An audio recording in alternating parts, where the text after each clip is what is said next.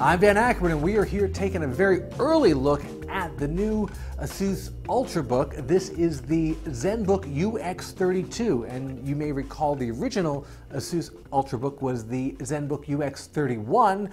That one we liked a lot at the end of 2011. It was very MacBook Air-like, as this one is. We thought it was a little bit too expensive, and it had a couple of physical flaws. The lid was hard to open. We weren't crazy about the touchpad.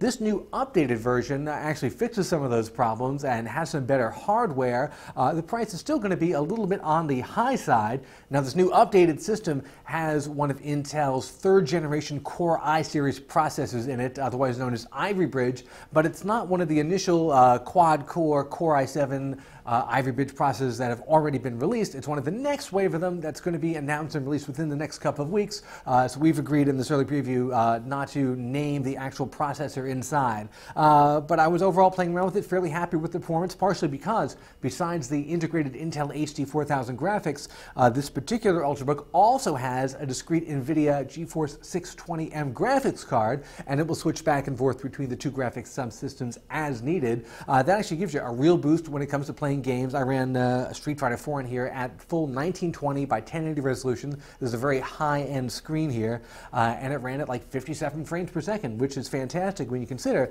this is a super thin, super light Ultrabook. It's a tiny bit thicker and a tiny bit heavier than the original UX31 ZenBook, but I think the trade-off is definitely worth it. Even though this updated version of the ZenBook looks almost exactly like the original, there is one change I'm pretty happy with. On the original, when the lid was closed, it was actually kind of hard to open it. When you reach down, your finger wouldn't quite catch on it.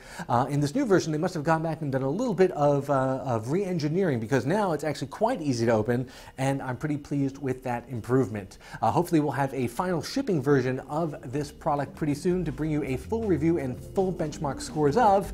I'm Dan Ackerman, and that is the ASUS ZenBook UX32 VD.